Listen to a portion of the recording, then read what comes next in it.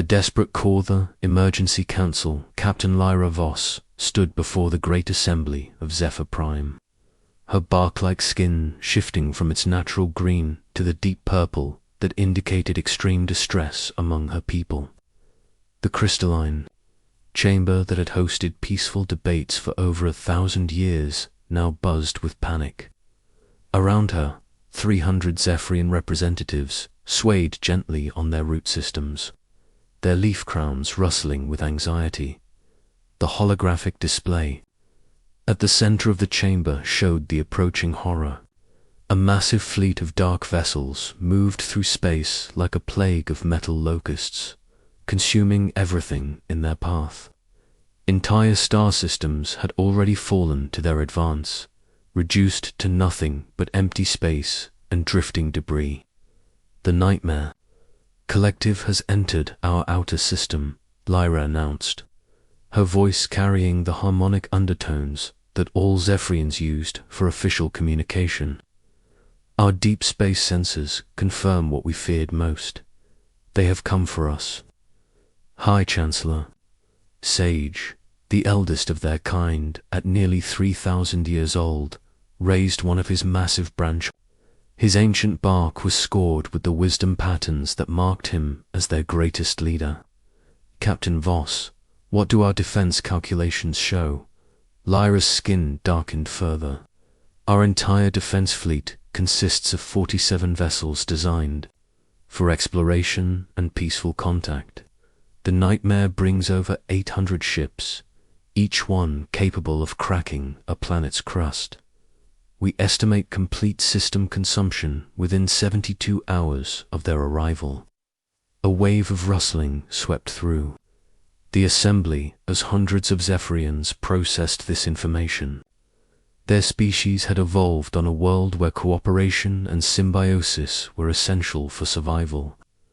Violence was not just foreign to them, it was physically and psychologically damaging.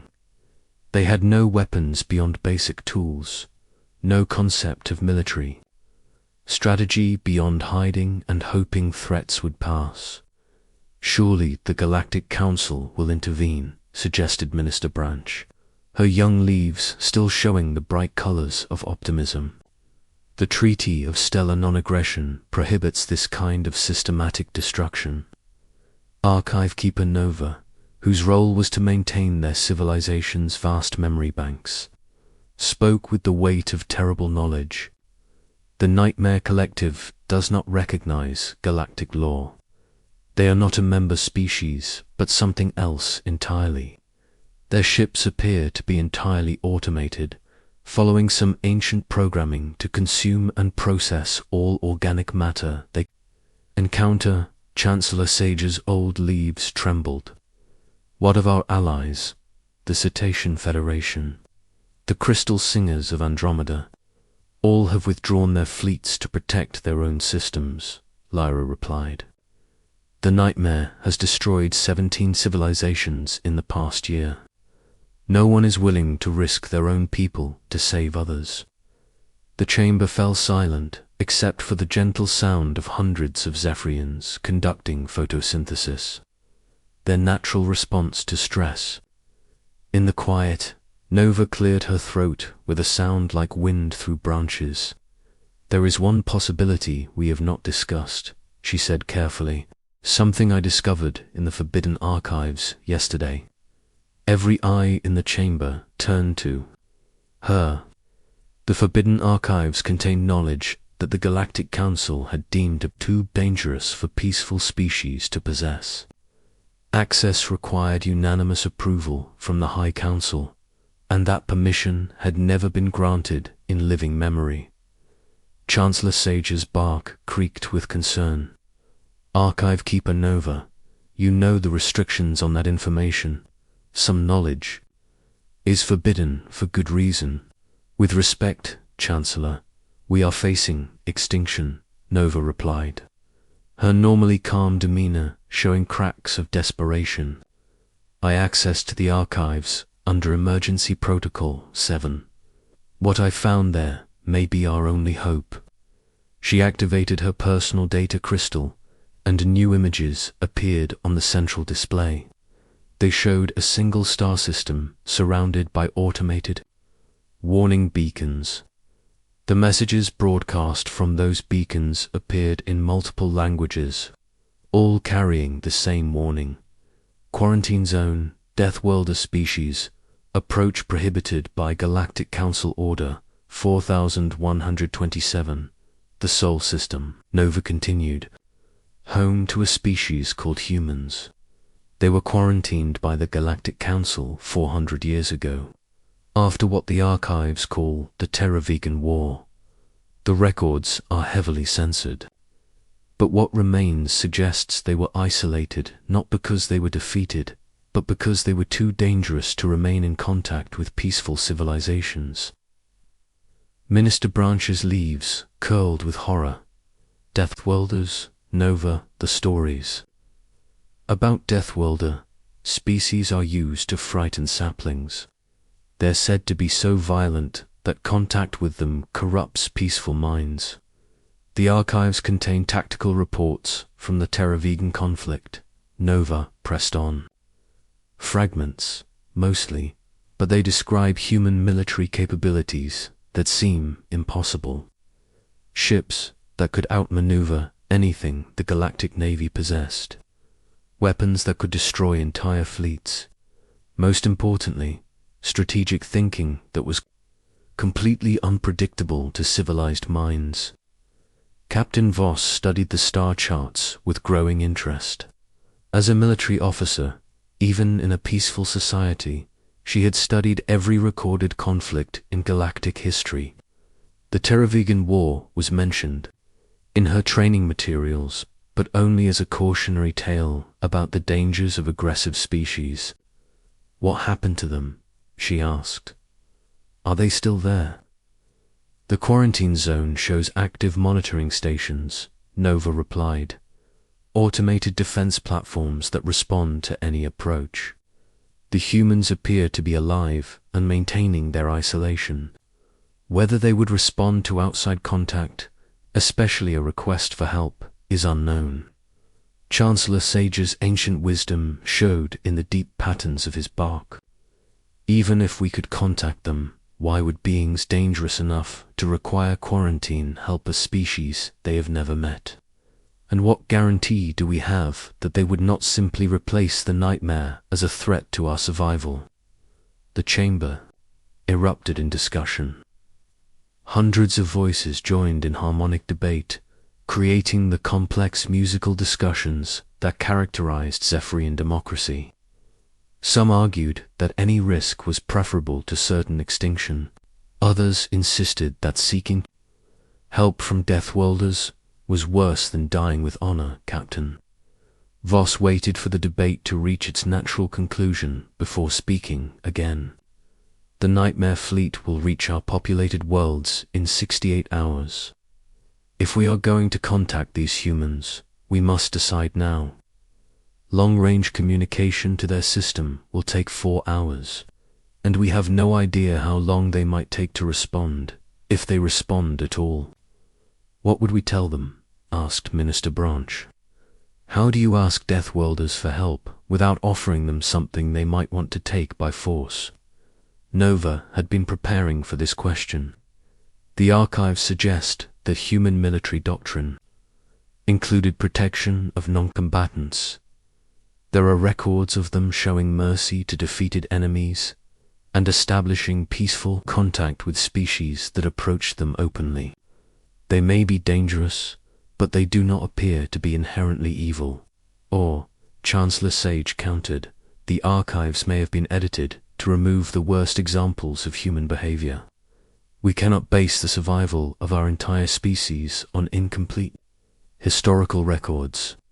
The debate continued for another hour, but the approaching Nightmare Fleet made their choice inevitable. When the final vote was called, it passed by the narrowest margin in Zephyrian democratic history, 151 in favor of contact.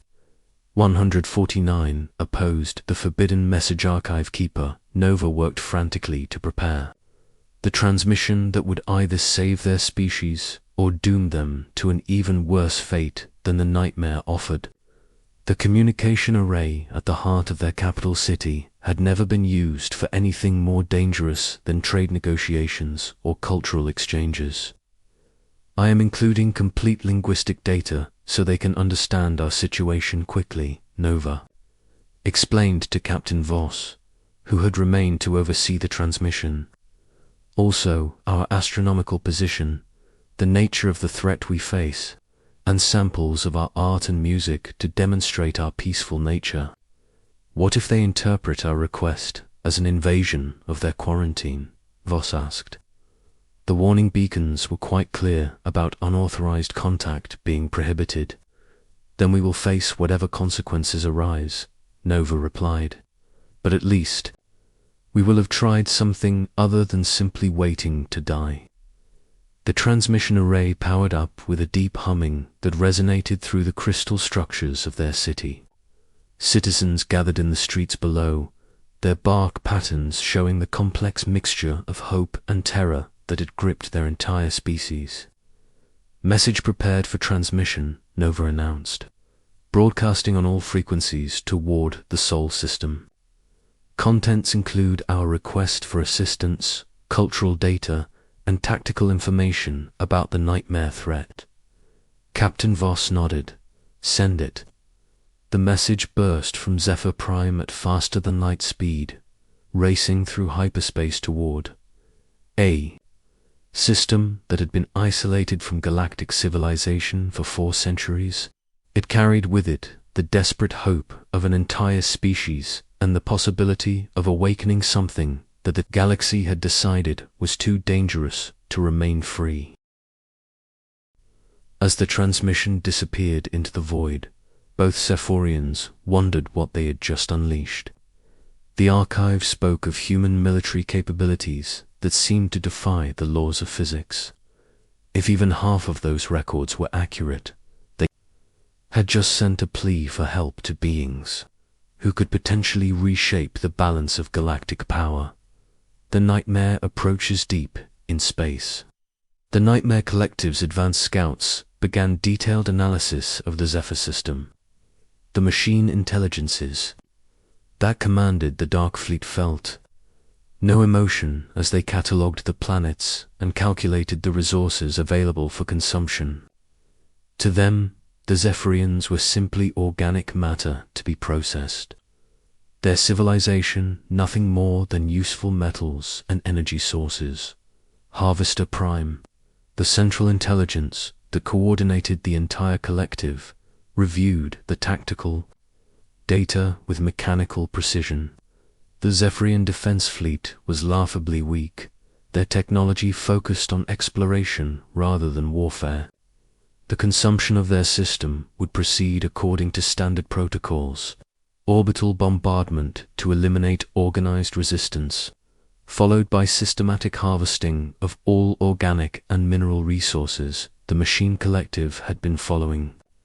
This pattern for over 2,000 years, consuming entire star systems to fuel their expansion across the galaxy. They had no interest in negotiation or mercy, only in the efficient processing of resources.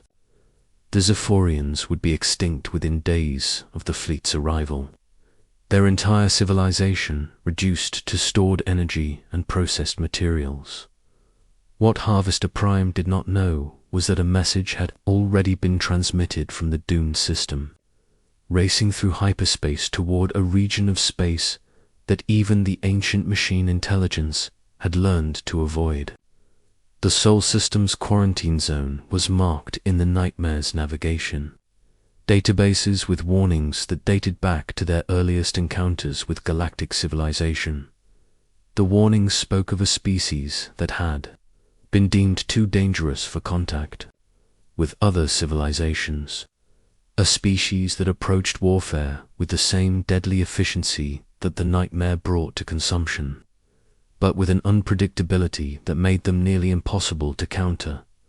In 4 hours, that message would reach Earth, and humanity would learn that the galaxy they had been forced to abandon had not forgotten about them after all.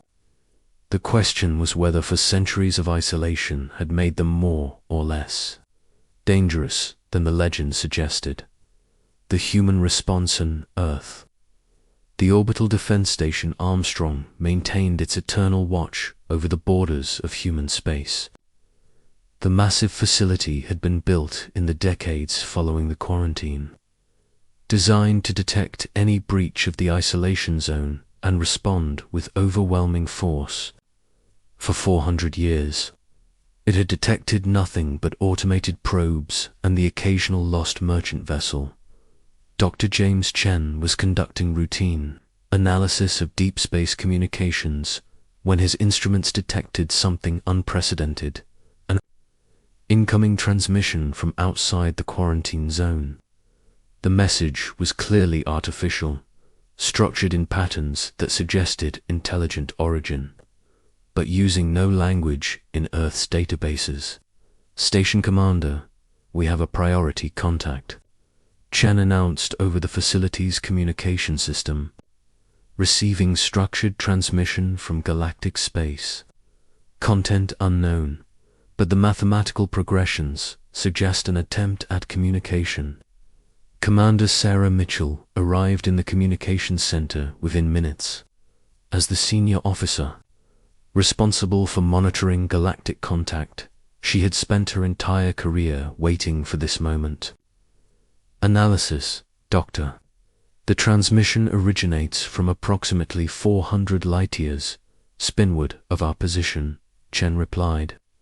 The signal contains what appears to be linguistic data, astronomical coordinates, and complex mathematical relationships. It's clearly an attempt at first contact.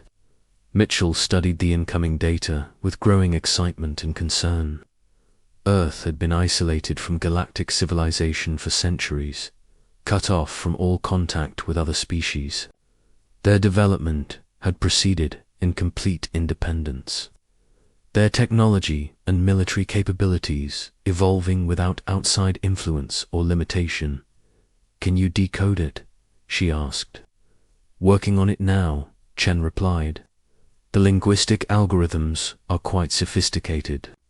They've included basic mathematical concepts, atomic structures, and what appears to be their home system's stellar configuration.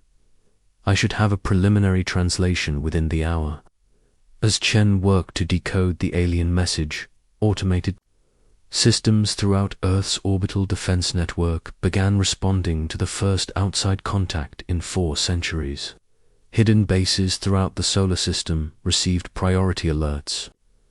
The Terran Defense Force, humanity's military organization, began activating protocols that had been planned for decades but never implemented.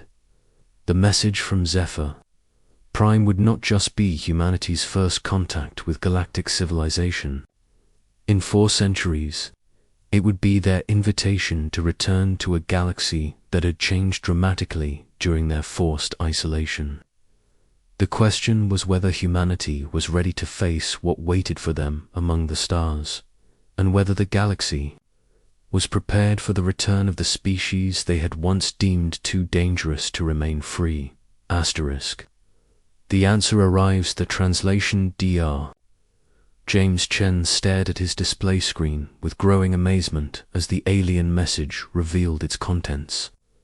The mathematical progressions had unlocked a complex but surprisingly elegant language, and what he found within the transmission changed everything humanity thought they knew about their place in the galaxy. Commander Mitchell, you need to see this immediately, Chen called out, his voice tight with urgency. The message isn't just first contact, it's a distress call. Commander Mitchell rushed to his workstation, studying the translated text that appeared on the screens around them.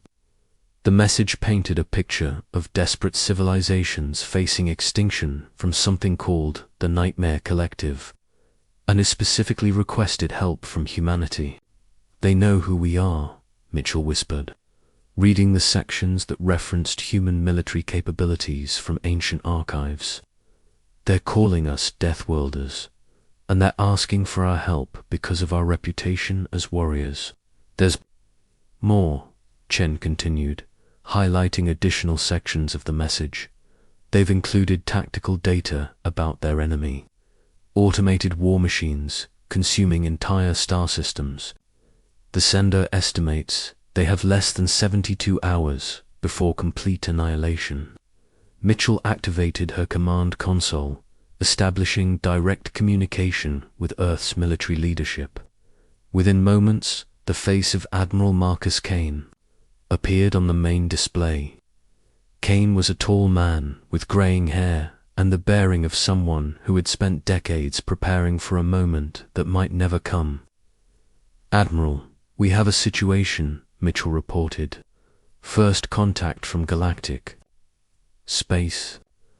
They're requesting immediate military assistance against an existential threat."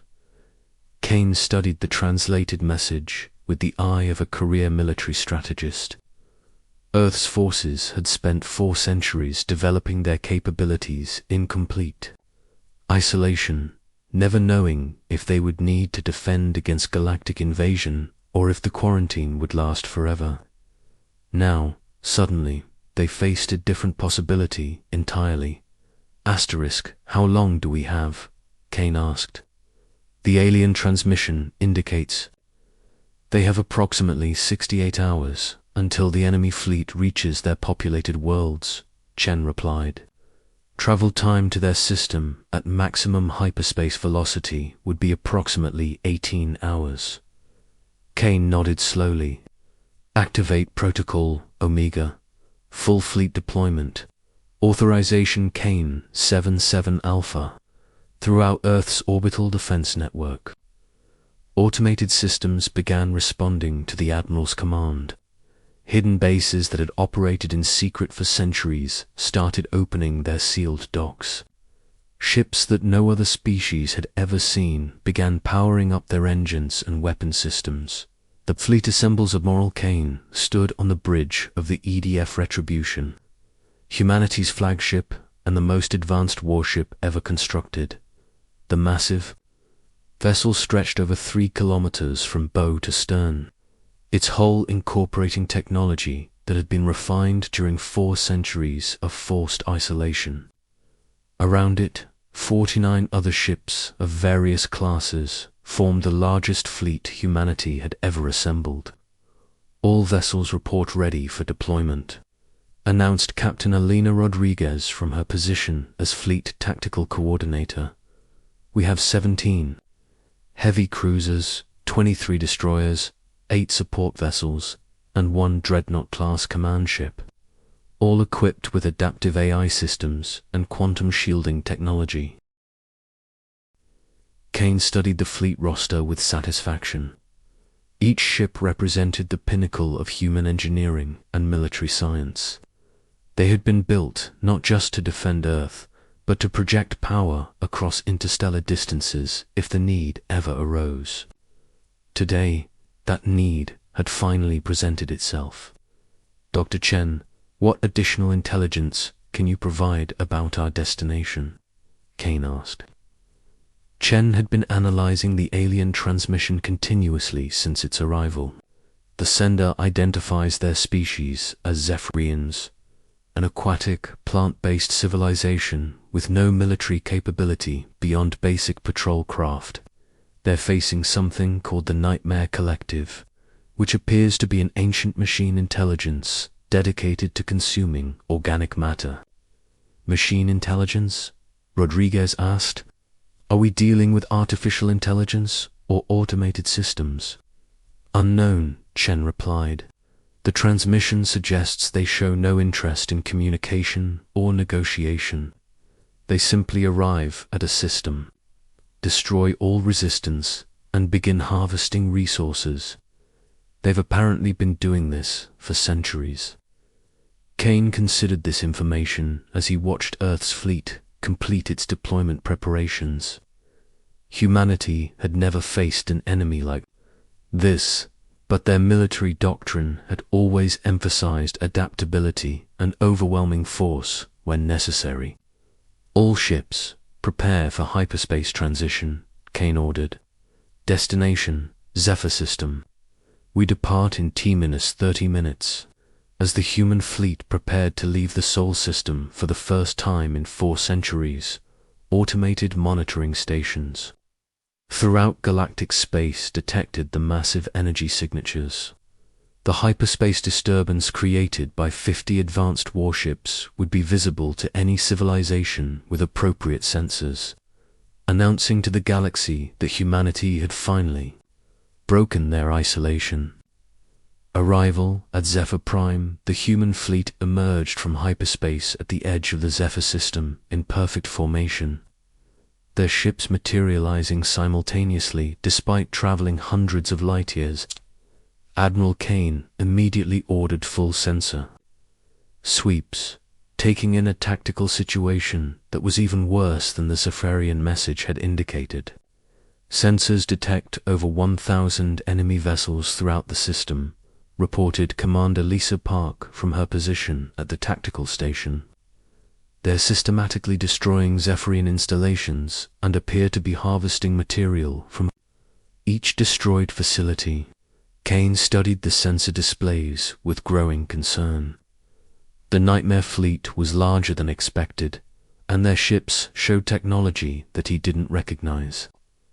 Dark vessels that seemed to absorb light rather than reflect it, moving in perfect coordination as they consumed everything in their path. "Sir, receiving transmission from Zephyrian survivors," announced Lieutenant Torres from communications. "They're requesting immediate assistance. Their defense fleet has been completely destroyed, and civilian evacuation ships are under direct attack." On the main display, Kane could see the desperate situation in the inner system.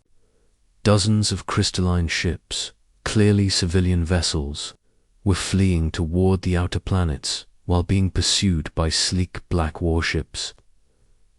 Several Zephyrian vessels exploded even as he watched, their destruction creating brief flares of light. "In the darkness, all ships, battle stations," Kane ordered. "We proceed with the rescue mission. Fleet formation, Delta 7, engage enemy vessels threatening civilian populations." The human fleet accelerated toward the inner system, their advanced engines propelling them at speeds that would have been impossible for the technology available for centuries ago. As they approached the Nightmare vessels, Kane opened a general communication channel. "This is Admiral Marcus Kane of the Terran Defense Force, responding to your distress call. All Zephyrian vessels, move to minimum safe distance. We are engaging hostile forces. First contact under fire," Captain Lyra Voss watched from the bridge of her flagship as impossible ships emerged from hyperspace. The human vessels were unlike anything in her species' database, their sleek hulls bristling with weapons that seemed to bend space around them. More importantly, they were moving to intercept Nightmare ships that were pursuing Zephyrian civilians. "They actually came," whispered Archive Keeper Nova, her bark patterns shifting to colors that indicated amazement and hope. "The humans received our message and came to help." The first engagement between human and Nightmare forces began with a display of technology that defied Zephyrian understanding of physics. Human ships moved with impossible agility, their weapons creating directed energy beams that could punch through Nightmare armor like it was made of paper. The dark enemy vessels responded with plasma weapons and gravity-based attacks, but they seemed unprepared for the human tactical approach. "This is Admiral Kane to Zephyrian Command," came a transmission in perfect Zephyrian language. "Please, identify yourself and provide coordinates for civilian evacuation routes. We will establish a defensive perimeter around your population centers." Lyra activated her communication system with hands that trembled from excitement rather than fear.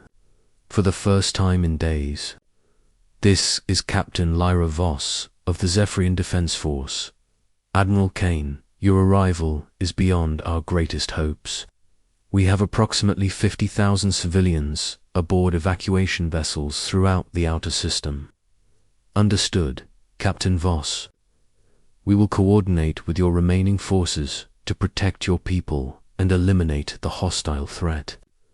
Please transmit tactical data about enemy capabilities and any information that might assist our operations. As the two species coordinated their response to the nightmare threat, the battle in space continued to evolve. Human ships demonstrated capabilities that seemed impossible to Zephyrian observers. Their weapons could strike targets from distances that should have been beyond sensor range. Their defensive systems could absorb attacks that should have destroyed any known ship design. Most impressive of all was their tactical coordination.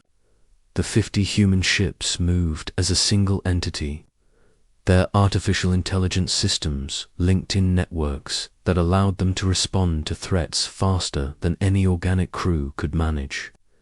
When nightmare vessels tried to swarm individual human ships, they found themselves facing concentrated fire from multiple directions. The tide turns, Harvester Prime, the central intelligence coordinating the Nightmare Collective, experienced something approaching confusion as it analyzed the new arrivals. The organic vessels that had suddenly appeared in the system demonstrated technology and tactical capabilities that did not match any known species in its databases. The humans fought with a combination of advanced technology and strategic thinking. That was unlike anything the Nightmare had encountered in 2,000 years of expansion. Their ships could apparently predict Nightmare movement patterns and position themselves to maximum advantage before enemy forces could respond. More concerning was their apparent willingness to sacrifice individual vessels to protect others. Several human ships had deliberately placed themselves between Nightmare forces and fleeing Zephyrian civilians, accepting damage to ensure the aliens could escape. This behavior did not match the purely logical decision-making that Harvester Prime expected from advanced civilizations. Enemy fleet composition does not match known galactic species, Harvester Prime transmitted to its subordinate units. Tactical analysis suggests previously unknown technology and strategic doctrines. Recommend escalation to full combat protocols. The Nightmare fleet began implementing more aggressive tactics, bringing heavy weapons platforms online and coordinating attacks that should have overwhelmed any organic defense. Instead, they found human ships adapting to each new threat faster than the machines could modify their approach. Admiral Kane watched the battle progress from his command position, analyzing enemy patterns with the experience of decades of military training. The Nightmare forces were formidable, but they fought with predictable machine logic.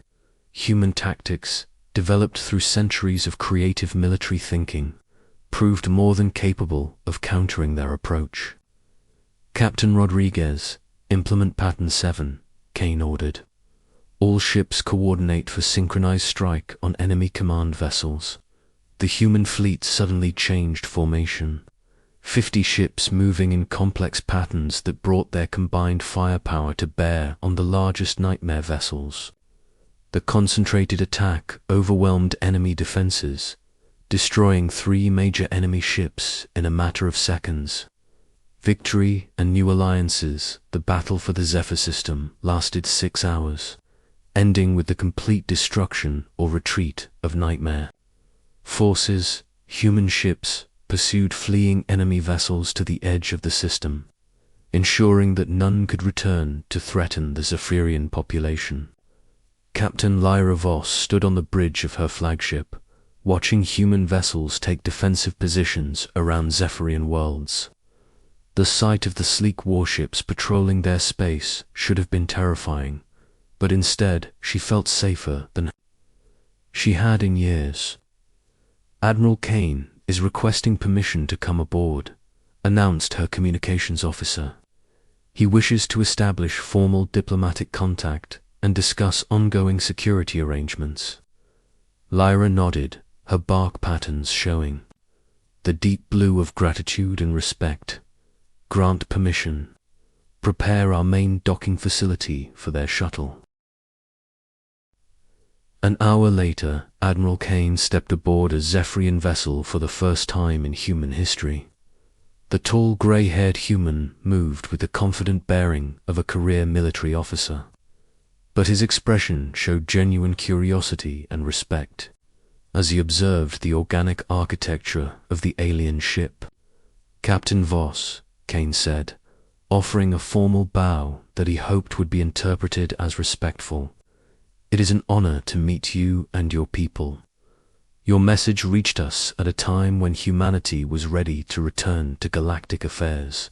"The honor is ours, Admiral," Lyra replied, her bark patterns shifting to the gold tones that indicated formal diplomatic communication. "Your people have saved not just our lives, but our entire civilization. We are in your debt." Kane shook his head. "No, debt is owed. Your species called for help, and humanity answered. That is what civilized beings do for each other." Archive Keeper Nova, who had been observing the exchange with fascination, stepped forward. "Admiral, our archives indicate that your species was quarantined by the Galactic Council 4 centuries ago. Has humanity been preparing for this moment all along?" Kane considered the question carefully. "We have been preparing for many possibilities, including the chance that we might someday be needed by other species facing threats they could not handle alone. Today proved that our preparation was worthwhile." "What happens now?" Lyra asked. "The Nightmare Collective has consumed 17 civilizations. They will eventually return with larger forces. Then we will be ready for them," Kane replied. "Humanity spent 4 centuries in isolation, developing our capabilities and waiting for the right moment to rejoin galactic civilization. Today marks the beginning of a new era. We are no longer the species that was deemed too dangerous for contact. We are the species that other civilizations can call upon when they face threats beyond their ability to handle." As the human and Zephyrian leaders continued their discussions, news of the battle spread throughout galactic space. For the first time in 4 centuries, humanity had revealed themselves to the galaxy, and they had done so not as conquerors, but as protectors. The galaxy was about to learn that the quarantine had not weakened humanity. Instead, it had given them time to become something unprecedented in galactic history. A species that combined the military capability to challenge any threat with the wisdom to use that capability in defense of others. The age of humanity's isolation was over. The age of their leadership in galactic defense had begun.